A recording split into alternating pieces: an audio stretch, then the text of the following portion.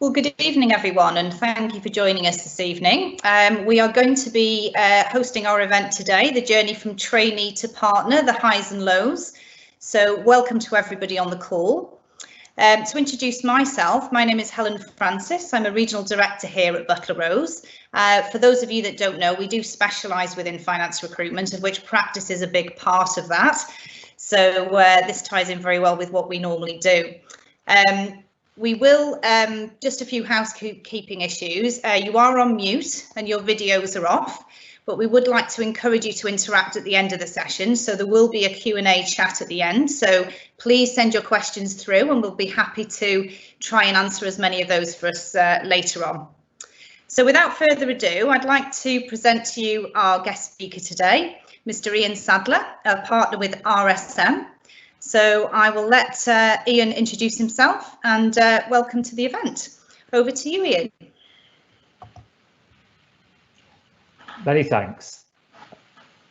Thanks very much for that, and a great opportunity to just to talk to everybody just a little bit about what's happened in my career and some of the things that I've learned along the way. My career started many years ago when at Price Waterhouse, back when it was PW, not PwC, and after PW, and I spent some time in audit and in tax, moved across as a lateral partner hire into EY, spent best part of 10 years there, building up their global compliance and reporting practice.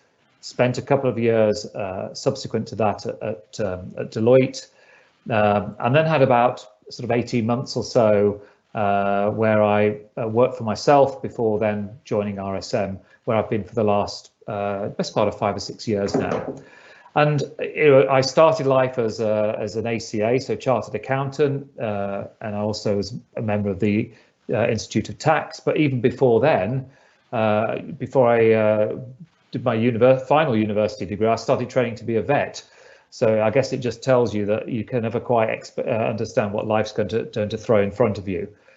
I have had the fortunate opportunity to spend some time working abroad as well. So I've worked in the US over my career, in India, and also on secondment in Australia.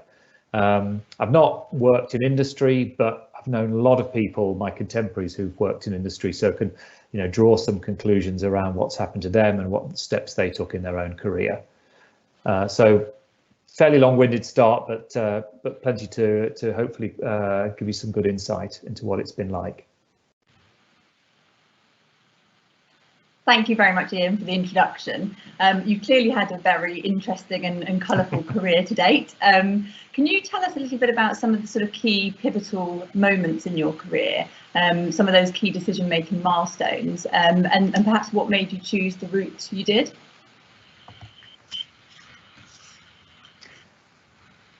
Yes, very happy to do that.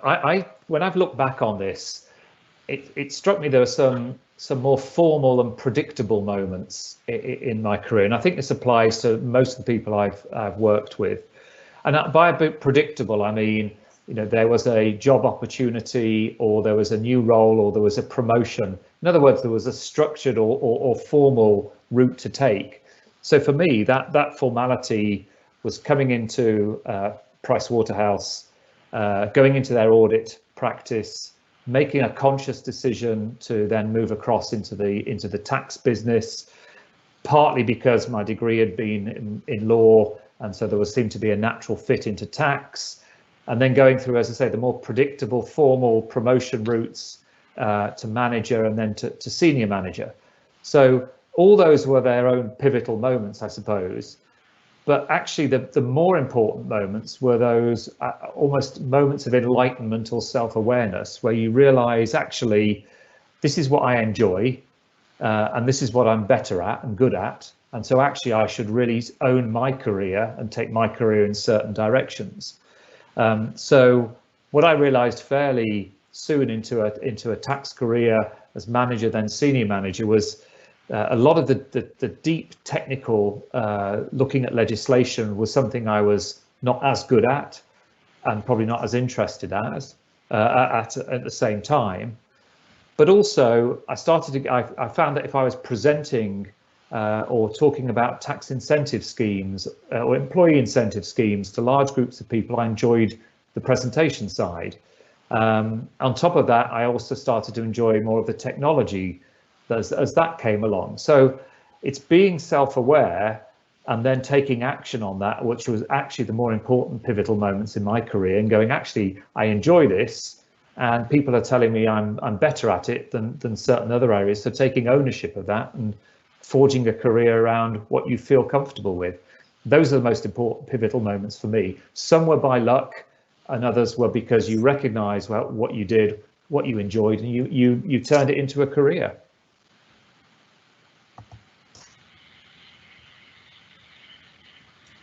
Yeah, and another sort of common crossroads I think that many accountants face, certainly in practice and normally around the sort of newly qualified level, is that move into industry and whether or not to take that move. I know you've not personally sort of been in this industry yourself, but can you sort of share some of your viewpoints on that sort of decision, and perhaps, you know, draw upon some of the experiences of your team members as well?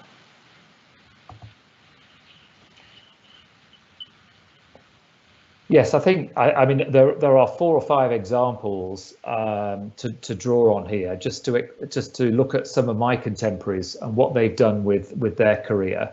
And it's a route that many people take. So, you know, there's the example of an individual who I trained with back in the day, who fairly shortly after qualifying went into a big US multinational and is still there. And he has probably moved around a dozen different roles within that business, both in the UK and internationally.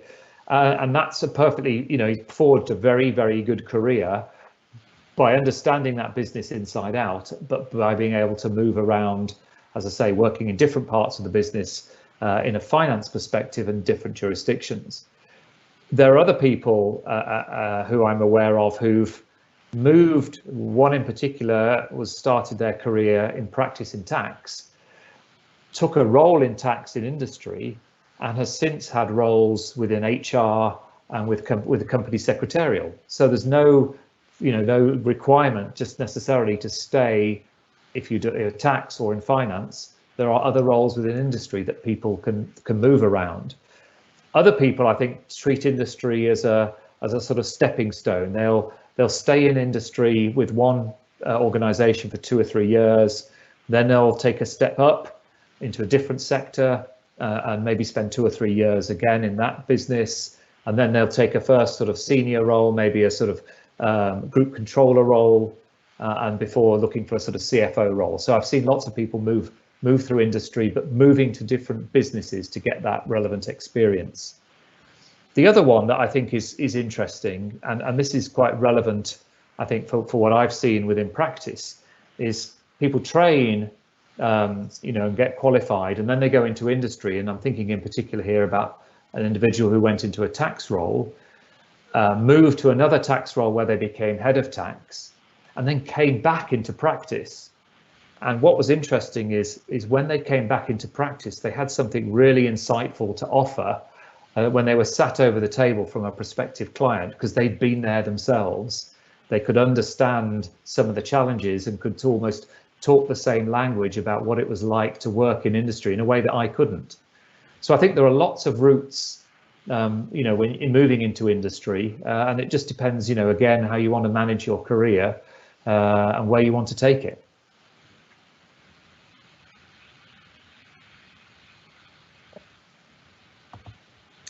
Hi Ian, thanks for those comments, really interesting. Just moving on from that, I know that you did spend 15 years, you know, as a partner of 2 Big 4 firms, and are now working for a reputable top 10 firm, as well as for a small independent for a small amount of time, I believe. How do you feel different sized firms actually compare, in your opinion?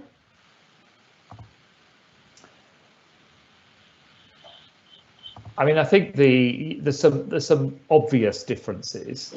I mean, you look at the type of client that you will deal with, and it's quite easy to stereotype this a little bit. You would expect in a smaller firm to be dealing with more what you might call mid-market clients, And if you're in a sort of big four organization, you'd expect to be working with the much larger quoted businesses. I actually think the overlap is probably a little bigger than maybe people appreciate. The big four also want to play in the mid-market, and they are after mid-market clients, and they often have selected areas that are very mid-market focused. And some of the sort of mid-tier firms equally want to play with some of the larger clients. So you do get the circles overlapping quite a bit. But if I had to generalize, I would say that the smaller the firm that you're outside, when you get outside the big four, in very, very general terms, you become a broader, let's take tax, a broader tax advisor. So in particular, as you get to a smaller firm, you might be expected by your client to know something about VAT, something about corporate tax, employment tax, a broad spectrum. You can do the same in a big four, but you can also quite quickly get very niche. So very specialist in a particular area. Maybe it's a deep specialism around employment tax, or even sort of capital allowance claims, that type of thing. That tends to be where you go. And it's not a bad thing. In fact, it's a career forming thing, actually, to get that deep specialism. But I guess you just have to get a feel for whether you feel comfortable being a general tax or business advisor, or a very niche expert in a certain area. The only other distinction I think I'd make is that as you're developing your career, sometimes decision making can be a little bit slower in a bigger organization. Actually getting to what you want to do and where you want to do it may need a bit more approval, may need just to take a little bit longer to get to where you want to be. It's a little bit more agile and flexible, I think, within a slightly smaller firm. But I would always say the quality of the development, the learning, the training, etc., that you get in your formative early years in a career is, I mean, the big four is probably second to none in that context. So pluses and minuses, but again, it's just about evaluating, and I think being aware of what makes you tick. Do you like being a general advisor on the one hand, or do you prefer would you like to be a really deep specialist? That's a gross generalization in some respects, but I think it has some truth in it.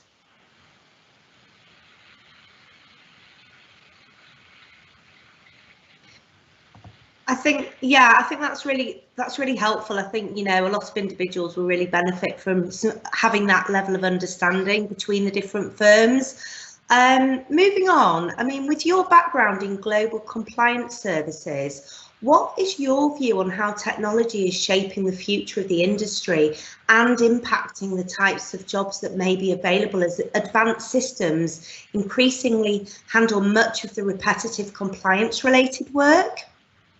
Well, it always used to be, that you would do the compliance work, and in tax terms, you do your tax returns, whether they're personal or VAT or corporate returns, to learn. That's how your basic foundation for learning.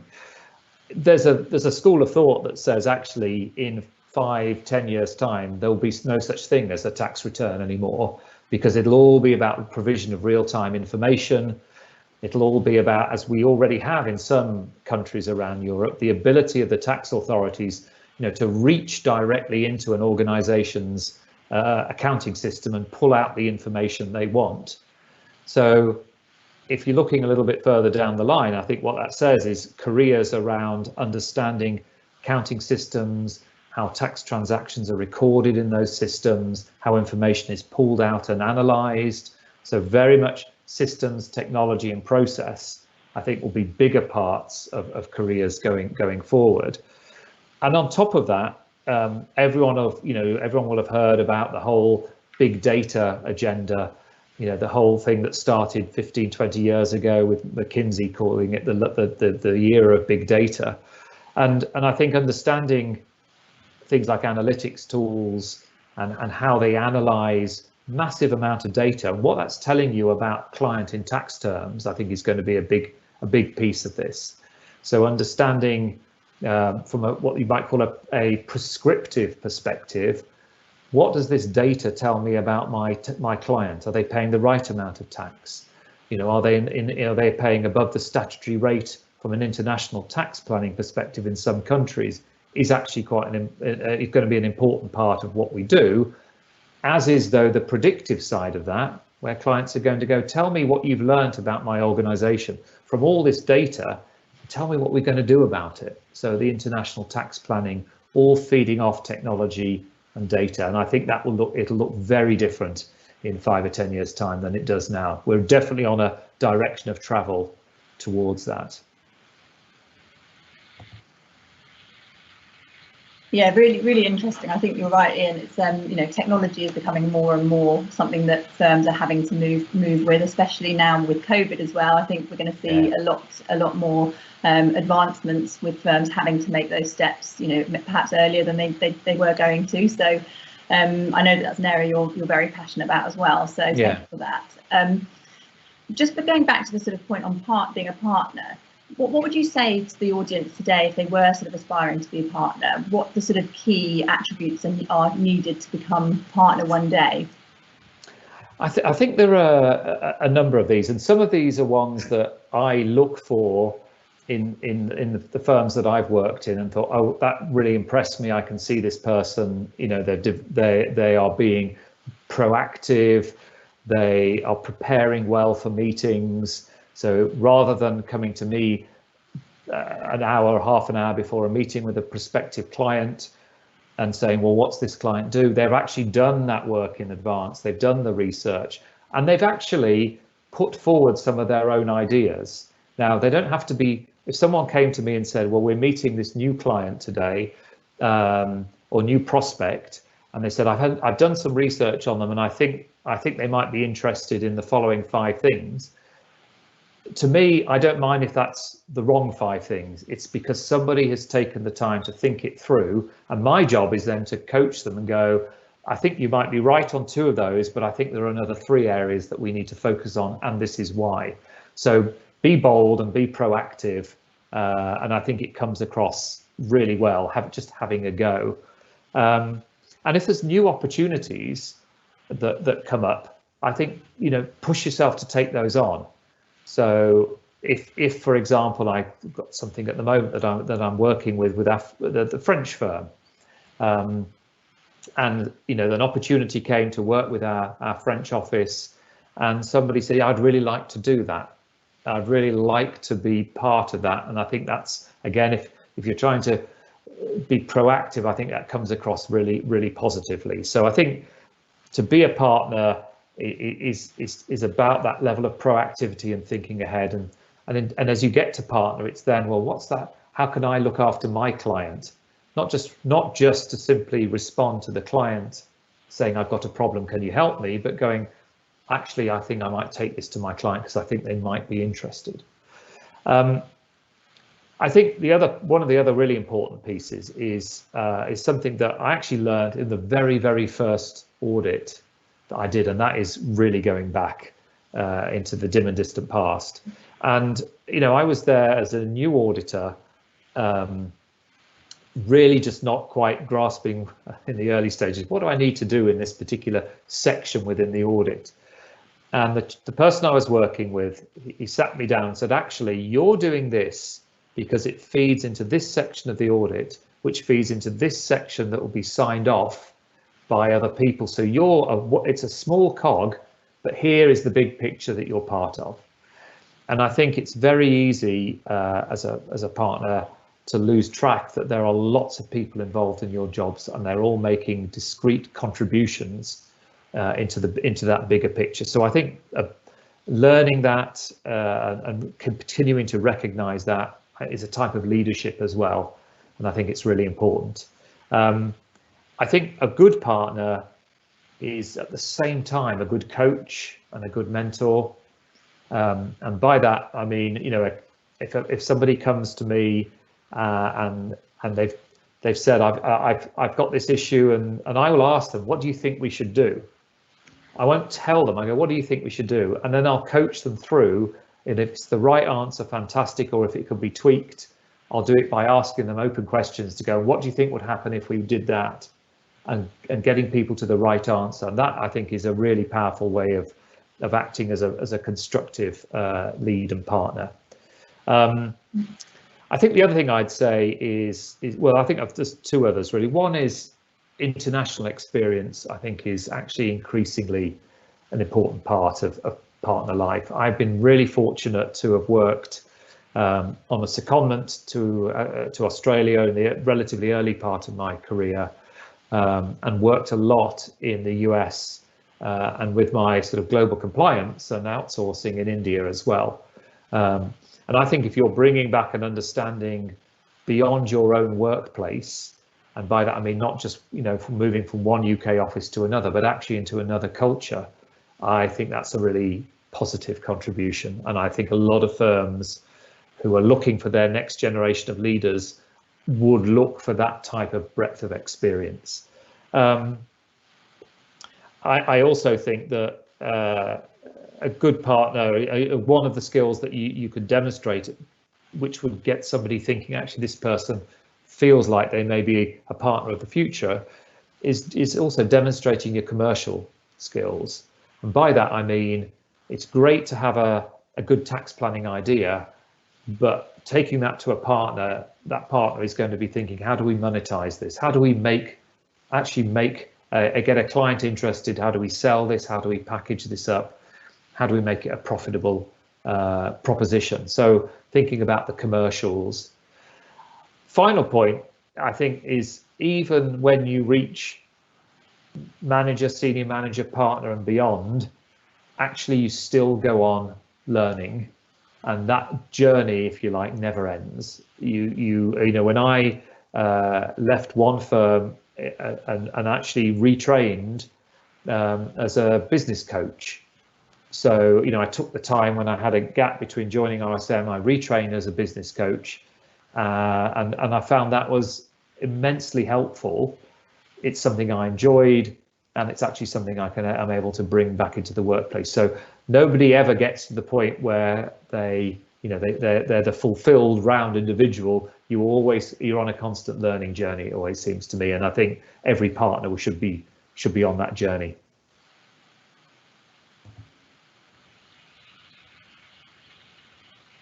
Thank you for that. It's no secret that the leap from professional to partner requires accountants to demonstrate their business development skills. Now, I know this definitely comes more naturally to some than others. What would you say are the ways that people can actually prepare for this transition and hone these important skills? So I think there are a number of aspects to the business development. There is the aspect of, if you like, pitching and presenting. There's the aspect of just how you interact with clients, prospects, and then there's just the broader networking component. So look, just if I pick those off in turn, I don't know there's very many people who find it a joy to be able, early in their career, to have to go and present to a lot of people in a room. It is very few is anything other than completely nerve-wracking, and so sometimes you have to sort of deal with that by facing up to it. And so what I did, I went to do some lecturing just to get my presentation skills to a point where I felt more comfortable in front of people. So I lectured for a couple of years on a topic I was comfortable with, because that way, I felt I knew a little bit more about them, potentially about the people in front of me, and that gave me a degree of confidence. You've also got to be able to go on, ideally on some sort of presentation skills course, just to get comfortable with the techniques that make a good presenter.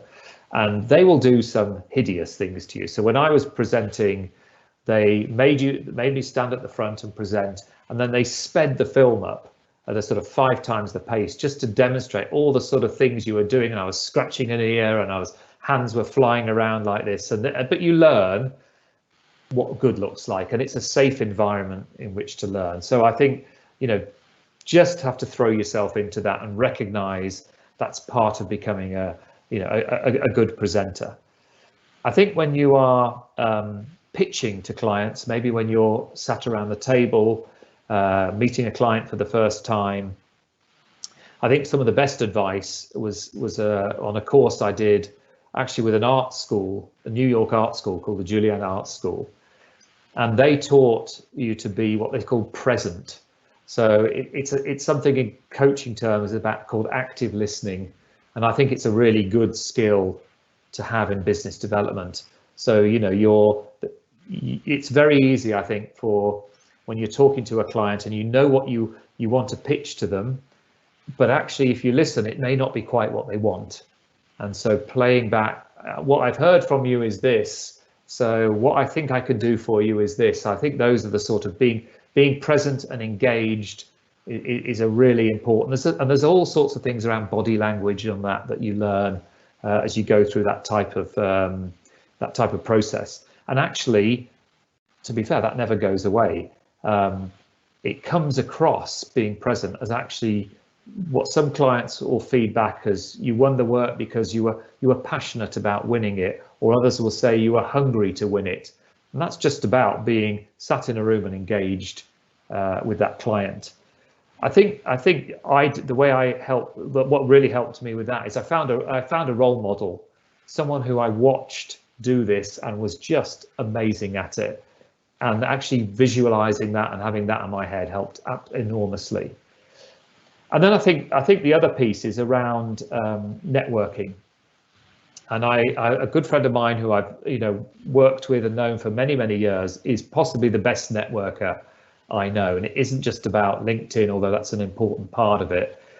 He has hundreds and hundreds of contacts, but he has a very well-structured, methodical way of following up on all those individuals, not to sell them anything, but just as a sort of social interaction. Hi, how are you? And keeping his network moving and keeping his network engaged. And he's superb at it. And so I think building out your own connections over time is a really important part of the business development process.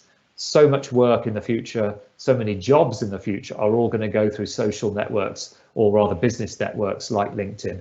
So I think learning to use that and learning to network is really important, especially in the sort of pandemic where actually we can't get out and about as much as we'd like to. So it becomes, a pretty crucial part of how we operate.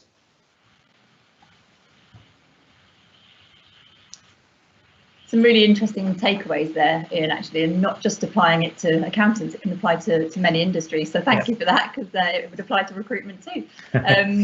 What would you say, I guess, looking back at your career, is the biggest challenge you've perhaps faced over the journey?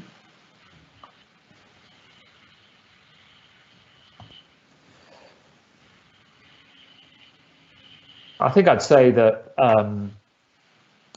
dealing with setbacks, frankly, and just to be very open about that, I know very few people over the years who I've trained with, known, who've not in their career at some point had a setback along the way. And by that I mean, maybe they didn't get the promotion they were looking for, maybe they didn't get the role that they were looking for at another organization that they thought they were absolutely certain to get. Maybe they didn't get the pay review that they were looking for and they thought they deserved, or didn't get put onto a particular client. There are all sorts of setbacks along the way. And one of the things, I think that someone said to me very early on, and I think it is the sort of concept to just take 5 when that happens. It's dead easy, and you probably won't like me for saying this, Victoria, to rush to the recruitment agency and go, you know what, this organisation is appalling. They've not promoted me. You may get to that conclusion, but actually it's worth taking a step back and going, okay, I need to know objectively why. I need to know that from people I trust. I need to know what I can do about it. And I need to know that there is a way forward for me within the organisation that I'm working with. And now I had that. And after I'd sort of taken a step back, and I got to the point where a couple of days later I had some much more sort of objective and detached conversations, and I realised that actually what I needed to do was to move. But I got to that point and I felt comfortable with it as not as a knee-jerk reaction.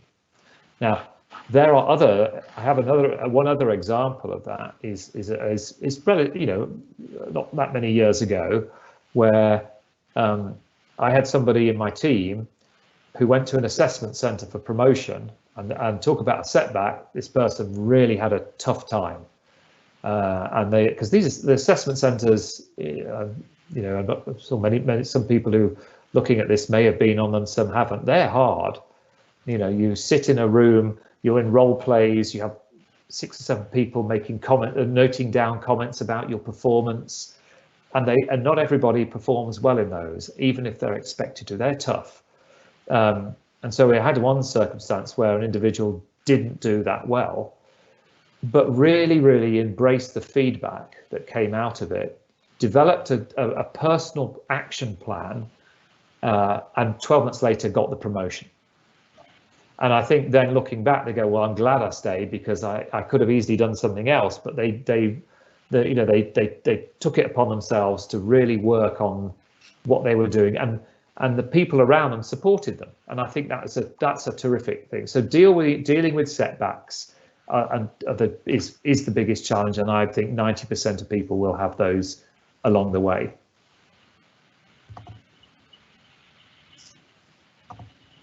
Thank you, Ian. Well, lastly, if you could travel back in time and give advice to your younger professional self, what would it be?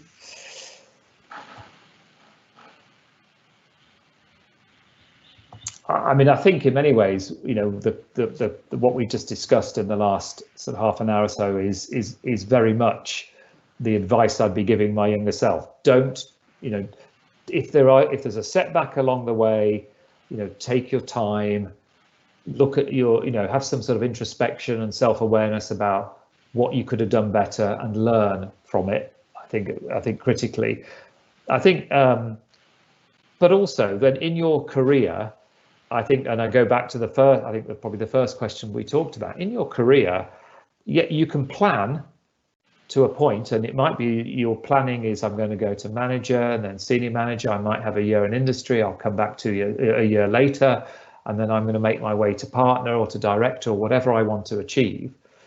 And that's great to have a plan, but be aware that circumstances may change, and be self-aware that it might be a change that you need to make to actually for the good. So exactly as with myself, I was in the tax technical role, realized though that actually there were some projects I was working on that interested me more, that people said I was more, you know, in tune with. And so I had that time, fortunately had the awareness to make that shift across into those areas that actually I found I flourished with. So career plans are great, and they're absolutely right, but it's self-awareness about what's happening at the same time that actually takes you in the direction that you need to be. So look out and feel it, and when you really feel you're enjoying something.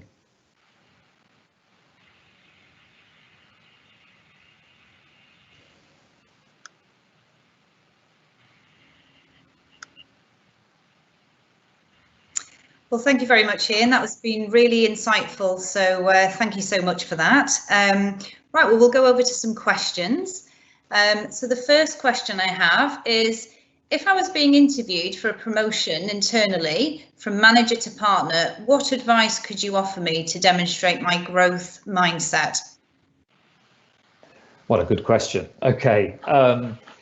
I think, and I'm going to come back again to this concept of self-awareness. It is definitely not a weakness, and I've had this in partner interviews as well, to say I am not very good at this, and but when you say that, I think really importantly it is, and this is what I have done about it. You know, as an example, if somebody I went into a partner interview, and I'd had a particularly difficult issue dealing with one of our clients, and what I demonstrated in that issue, I was not afraid to put the issue out there that I hadn't done this properly, I hadn't handled it as well as I could, and this is what I did about that, and this is what I learned. And that self-awareness is actually what a partner panel would expect to hear from you.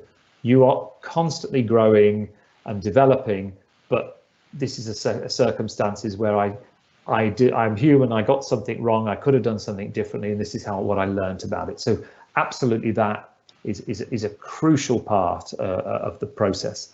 I mean, as you go into those interviews as well, I mean, make sure, and I come back to one of the comments I made earlier, you know, make sure you understand the broad firm that you're going to be a partner in, and understand your place and your position and your experience within that, but also how can you play a role in the broader firm. So it isn't just about I'm going to partner because I'm a capital allowances expert. Actually, I'm a tax partner and I want to play a part in the broader tax function and not just look at my niche area, but I know and understand of the services that the firm offers more broadly that I will also take to my clients. So I think that would be the second piece. The other piece I would say, I always say this to people, whether they're going to senior manager, director or partner, is have your war stories. So have your examples lined up, and the examples will be, what was the circumstance? What did I do and what did I learn? And I think if you've got 5 or 6 stories that are all about, you know, your development, difficult situations that you can explain those stories in those 3 categories. What were the circumstances? You know, what did I do about it? What did I learn? Then I think you won't go far wrong.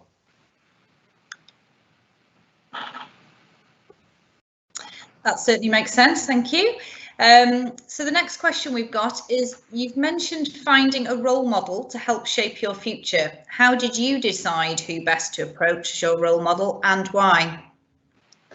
Interesting, the role model, one of the role models, the first role model I used, probably didn't even know he was a role model. So I didn't actually, I just observed this individual in action in meetings, and I thought, from my understanding, what I've understood from the learning development I had been through, here was somebody who demonstrated those characteristics superbly well. Now, the next step on from that is to, you know, and I didn't do it, I actually ended up doing this with somebody else in due course, was to say to that person, actually have a conversation. I really admire the way you operate in meetings, you listen, you're engaged.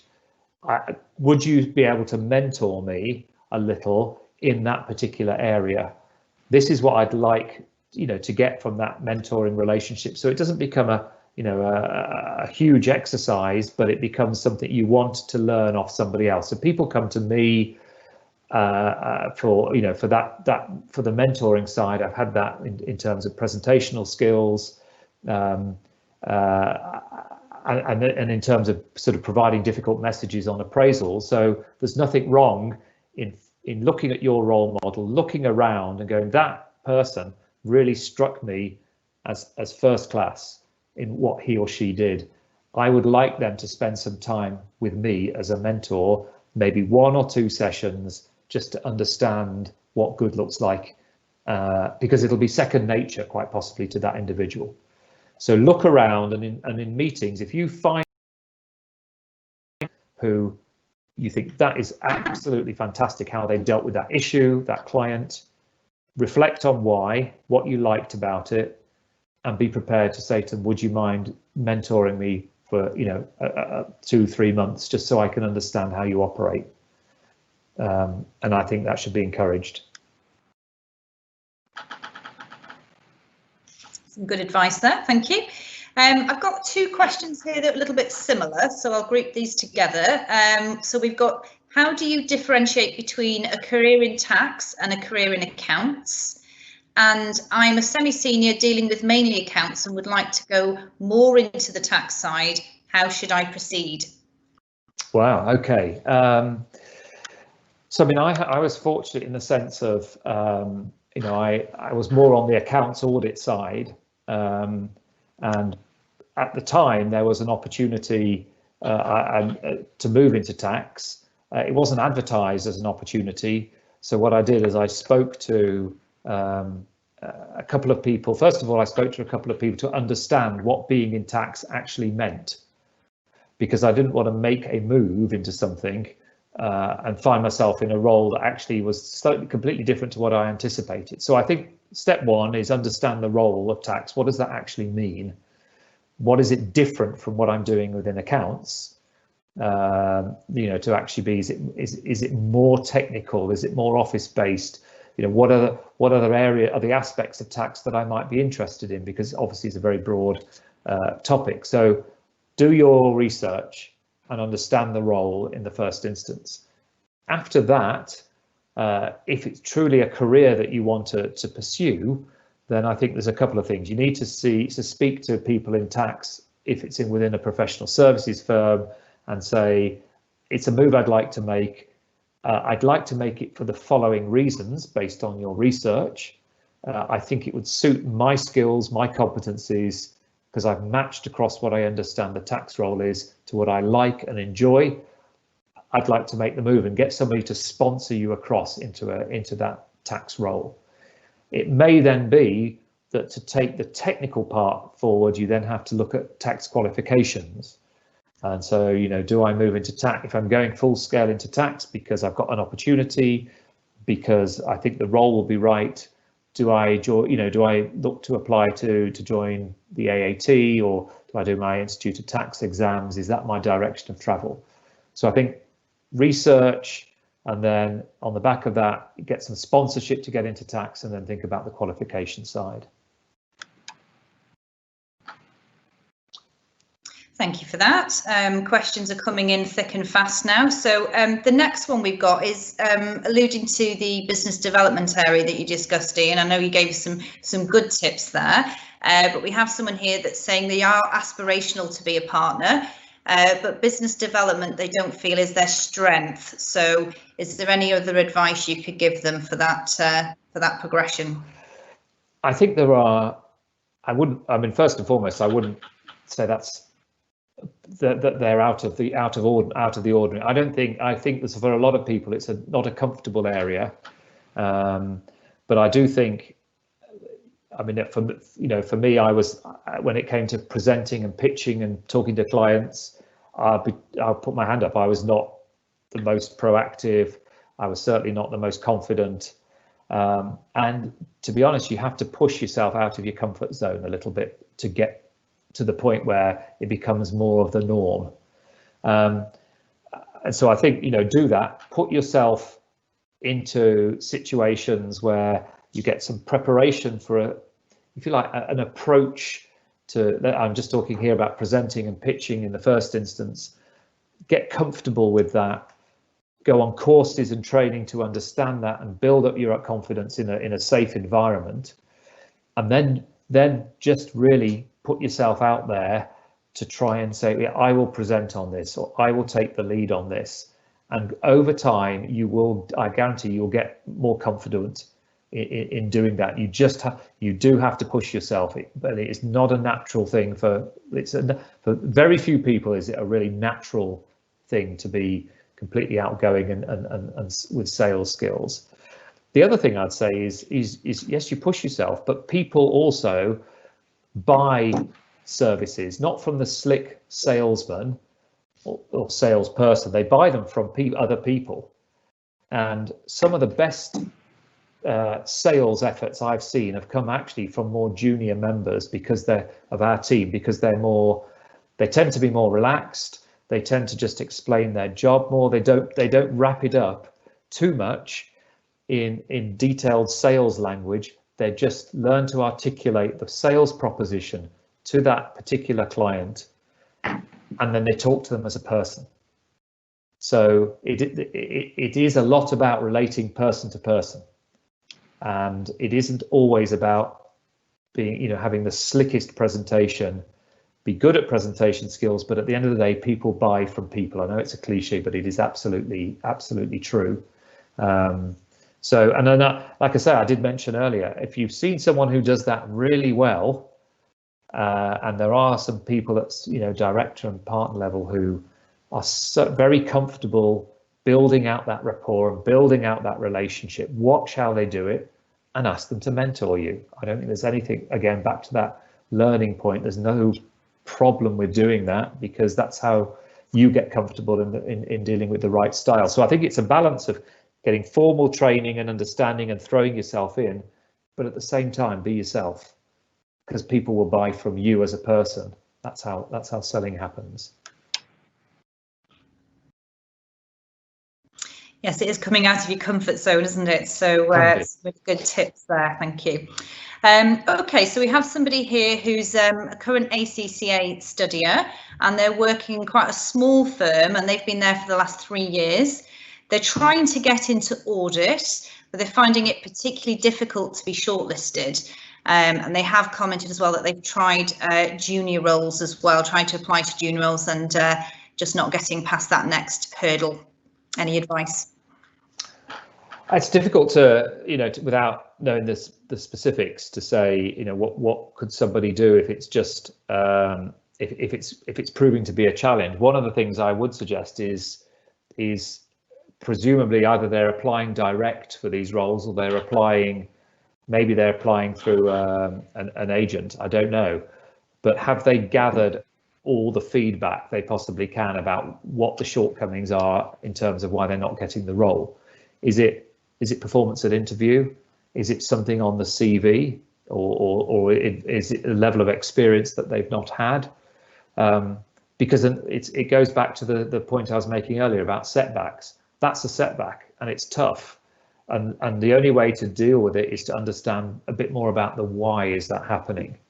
Now, if it is you'd apply directly to an organisation, I would want to speak to the organisation's recruitment, not in an aggressive fashion, not to go, why have you not hired me, but to, can you help me understand what I need to do in how I present myself, how I present my experience to be a legitimate candidate for this role. I think that's perfectly acceptable to go and have those conversations. And what you might learn is something about how you came across at the interview. And if in fact there was something that you learned from that, I would then be looking around going, well, hold on, how can I improve how I come across at the interview? Maybe they said, well, you didn't look like you were interested in the role. Probably not, but if you did, then what can I learn? Who can I go to actually help me prepare for an interview more effectively? Alternatively, they may just say, actually, you were missing the right experience in a particular area or on a particular part of the role. Question: how do you get that experience so that the next time you apply, you can you have more chance of succeeding? Maybe you can't get that experience, and that will be a challenge. And maybe then you have to look at whether actually is this the right type of role for me in the right organisation. What the person in the question had said, though, is actually I might have to take a step back to go forward. In other words, you might have to apply for a role that you look like. Actually, this may be a more junior role, but sometimes you have to take a step back like that to get into the organisation you want to be in, and then move forward. And if you take a step back for 12 months, actually, in the context of a career over 20, 30, 40 years, it's nothing, and it's worth doing. I feel I've done that on occasions throughout my career, maybe taken a step to the side to get into something that I think I'm going to flourish in. So it's difficult without knowing the exact circumstances, but in broad terms, it's all about learning and being self-aware about why you're not getting it in the first place and determining what you can do about it. Yes, thank you. And certainly feedback is very key, isn't it? I think we can certainly appreciate that, and very happy to try and assist that individual as well if that helps for the future, because we can sort of mediate feedback as well, which can help you to develop and improve. So yeah, all makes sense. Thank you very much, Ian. So the next question we have is, you suddenly move from colleague to partner. How hard can this transition be in terms of my peers that I have always worked alongside and then accepting this change? Yeah, that is a good question. Will they treat you any differently? Sometimes they do. but you know what, that's for them to deal with, not for you to deal with, to be absolutely honest. If as a partner, you don't suddenly become a partner, be a senior manager on the 31st of March, and on the 1st of April you're a fully fledged partner, fully operational, and completely au fait with what it's like to be a partner in an organization. Of course it doesn't work like that. That you grow into being a partner in a firm. So I went from being a senior manager as a hire into EY as a direct partner hire. Was I a partner from day one? Absolutely not. It took me a while to adjust to that. I was fortunate in the sense of the people I had been working with. I'd left them to make the move into partner, so I wasn't faced with the same people. But I have known individuals, who've become partner in the same organisation, and it does take time, and it's often a sort of unwritten, unspoken conversation about how those individuals over time start to be treated. There may be a different feel about the relationship that you had with people who are managers and senior managers when you become a partner, especially if you have to review their work. So they expect it to be a little bit different, even if it's not formally laid out. It will feel like that for a little while, and then people just get used to it. So it's just a change, that frankly people just get used to in time. Yes, it's a challenging one, that, isn't it? Always the first step up. So yes. Thank you for that. Just a point of clarity on this one. Someone's asking what you meant specifically by sponsorship in tax. Okay. I think that refers to getting somebody to support you in moving into a role in tax. In other words, by sponsoring, it's not a sort of financial sponsoring, it's actually somebody who will support your move, and it's just a term, I suppose. So if I wanted to get from audit into tax, I would look around for somebody who would support me at a senior level and would say, yeah, I think this person would work well in tax, and if necessary will speak on your behalf to, let's say, a senior partner in the tax practice to say, yeah, actually you should move this person into tax. I know them, I will vouch for them. That's what I mean by I will sponsor them. Is that right? Does that make sense? I hope it does. Yes, it did to me. Thank you. Right. OK, a little lengthier one now. So we have you have touched on future technologies as we're going towards Industry 4.0, where businesses are developing smarter products, processes and supply chains. What is your view on the future of R&D tax credits? Do you think R&D will continue to grow imminently? And where do you see the UK is positioned in comparison to overseas? It's a good question, and I'm going to have to hold my hands up completely here. From my perspective, not being in technical tax for a long time, I don't particularly feel qualified to give a sensible answer to that. So I could dribble on and attempt to give an answer, but I don't think it will be fair. So I'm not an expert around R&D tax credits by any stretch of the imagination. So I'd hate to give something that was just a bit meaningless, frankly. Sorry about that.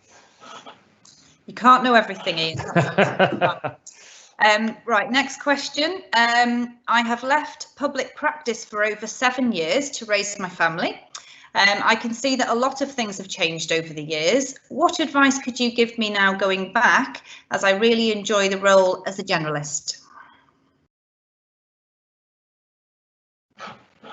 Well, I mean, certainly the market is, and my sense anyway of the recruitment market and going back into over those last few years is one of increasing flexibility, and I guess the team at Butler Rose probably know more about that than I do, but I certainly look at the people who are coming into our organisation and the ability to flex hours and to accommodate people who want to come back after a career break, I think is significantly better than it was even 3 or 4 years ago. So I think understanding if you're going back into work, are you going back in full time? Are you going to go back in part time? What are the areas and flexibility that you need in working arrangements? And if you've got the skill set, that will not have disappeared. You may have to get yourself back up to speed on a few technical areas, but to be absolutely honest, that good people with expertise will pick that up very quickly. And I would suggest that they will find that if you're clear on how you want it to work and the flexibility, if you need any that you'd like in a role, I think you could put yourself forward. My firm and I can only speak for the firm that I work for. I would happily take on people who want greater flexibility in their working arrangements, because they've got terrific experience to bring back into the marketplace. I think all you might want to do is just tell that prospective employer how you've got yourself back up to speed. If it's a technical area, if it's tax, what have you been doing just to make sure that you are, as you come back into practice, up to speed with what some of the main issues are at the moment. But flexibility is a key part, I think, of the future marketplace as well for work. Yes, thank you. I'm sure that's very helpful for that person. The next question is, I'm an ACCA qualified accountant currently working in a small accountancy firm, so less than 50 employees, and I'm studying CTA and want to specialise in tax. Would you recommend moving to industry? Ooh. They're very difficult to answer in the circumstances. I think at some point a move into industry from a tax perspective actually is a good thing. I think it will, if you get into the right organisation, and I think the crucial part here is many organisations have a tax function, but many, unless they are on the sort of big FTSE 250 scale, have a very small tax function. So I think if you're going to go into industry, which, yeah, I do think it would be, it's still, you're not stuck in industry forever. You could still go back into public practice. And as I think I mentioned before, actually, you may be more valuable going into public practice in due course. But it's about choosing the right tax role. And that's about, being interviewed by and meeting the head of tax that you would be working for and feeling like you're going to get on, you're going to learn, and you're investing your career essentially in that individual. So, or those individuals in that tax team. So you've got to feel it's going to work for you. You've got to feel you're going to learn. And if you spent 2, 3, 4 years in a tax team in industry, you will be a valuable commodity if you then wanted to get back into public practice. So in very broad terms, I'd say I would do it, but be absolutely sure about the team you're going into and how they're going to support you, not just in getting to your qualifications, but in actually learning on the job. Thank you. Some more good advice there. We'll take a final question now, just for the purpose of everyone watching. Any more that we have outstanding at this point, if you want to send them through to us after the event, we will pass them on to Ian for comments. So sorry, we can't get through all of them. So we'll take this final question. If you have 3 years working experience in the business solutions team and they are part ACCA qualified with no audit experience, do you recommend applying for an audit graduate role, or would that be seen as a setback? Okay. Is that as a setback or a step back? Sorry, what was the? A setback. As a setback. I'm not sure I would see it as a setback, and I think you would be well versed in going into if you wanted to make a move across into an audit role and you understand fundamental accounting and how businesses operate and are put together. I think you'd be in a very strong position to begin an audit career. So I don't see any reason that would be a negative.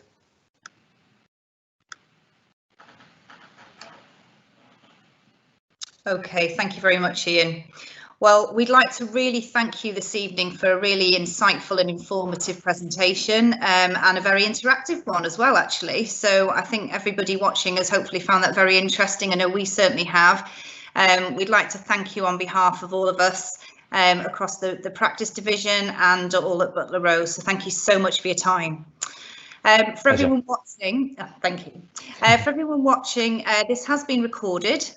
So if you do want a copy, do let us know. Just liaise with the person that you spoke to when you were extended the invite. We'll be happy to send that on to you, especially if you would like to forward that to any colleagues as well. Obviously happy to do so. We do run a number of these events as well, so we'll be happy to let you know about anything else in the future. So we'd like to thank you for your attendance this evening, and we will wish you a good evening. Bye for now.